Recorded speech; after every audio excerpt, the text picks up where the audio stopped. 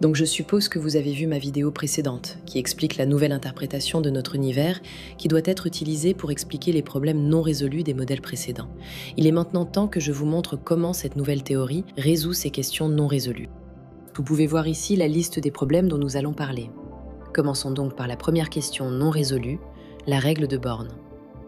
Bien que ce soit un peu technique, nous utiliserons les mathématiques les plus simples possibles pour nous concentrer sur ce qui est important.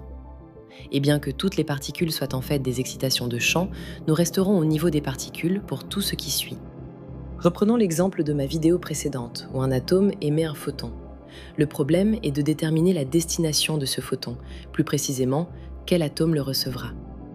Dans notre monde macroscopique, nous pouvons généralement déterminer assez précisément la trajectoire d'un objet.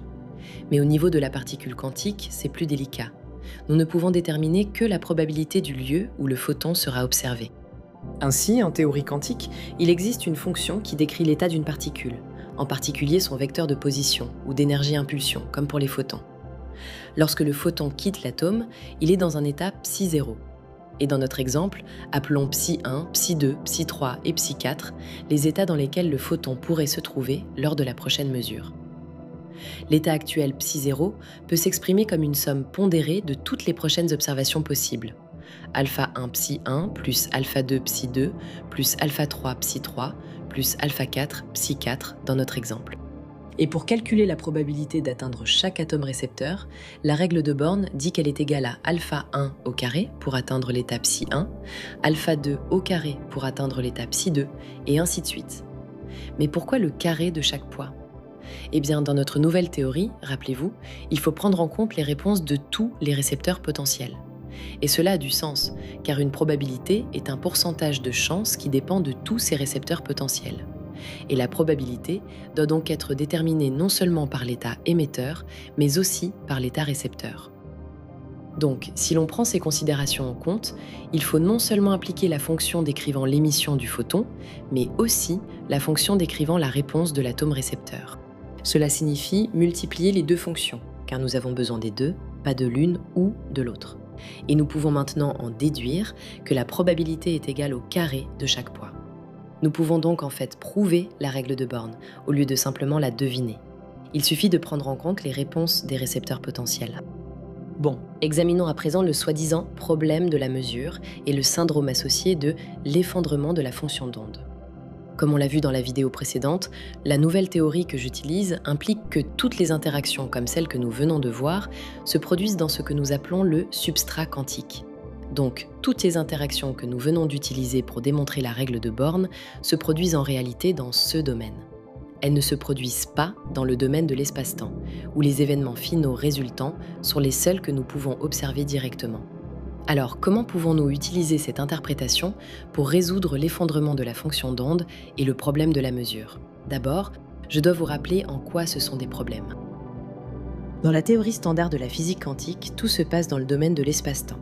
Donc, si l'on reprend l'exemple d'un atome émettant un photon vers un autre atome, on a vu qu'il existe une fonction qui décrit l'état du photon voyageant dans l'espace-temps de l'atome émetteur vers, tous les atomes récepteurs potentiels en même temps. Dans la théorie standard, cela s'appelle la superposition des états. Le photon semble en fait suivre plusieurs trajectoires, en même temps. Il n'y a pas d'autre façon d'expliquer cette fonction dans la théorie standard. C'est étrange. Mais ce qui est encore plus troublant, c'est que lorsque le photon atteint sa destination et que nous l'observons, la fonction que nous venons d'utiliser pour décrire son état change et devient une nouvelle fonction que nous devons utiliser pour décrire l'état du photon. Il semble que le fait qu'un résultat ait été observé a créé un changement de fonction. Mais à quel moment ce changement s'est-il produit et pourquoi ? Tout cela a troublé des physiciens, du moins les plus curieux, depuis plus d'un siècle. On dirait que quelque chose de magique est en train de se produire. Eh bien, la solution à cette situation magique est d'abandonner l'idée que tout se passe dans l'espace-temps. Voyons ce que cela signifie.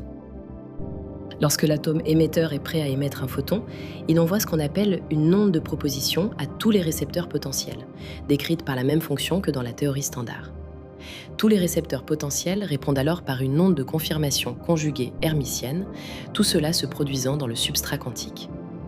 Les produits entre l'onde de proposition et chacune des ondes de confirmation créent, comme nous l'avons déjà vu, des probabilités utilisées pour déterminer stochastiquement l'atome récepteur. En d'autres termes, un choix parmi plusieurs possibles est fait aléatoirement, un peu comme dans la brisure spontanée de symétrie du champ de Higgs. Et c'est cela qui constitue l'événement de mesure réelle qui se produit et peut alors être observé dans le domaine spatio-temporel. Ainsi, avec cette approche, et en ce qui concerne l'espace-temps, il n'y a pas besoin d'une superposition magique d'états, ni d'une énigme d'effondrement de fonctions, ni de problème de mesure, ni même d'une action mystérieuse par un observateur, ce qui se produirait dans le domaine de l'espace-temps. L'observation que nous faisons dans le domaine de l'espace-temps se produit en réalité simplement en conséquence de ce qui s'est en fait passé dans le domaine du substrat quantique. Dans la prochaine vidéo, nous verrons comment la causalité non locale, l'intrication et la célèbre dualité onde-particule peuvent être expliquées grâce à notre nouvelle théorie. À bientôt!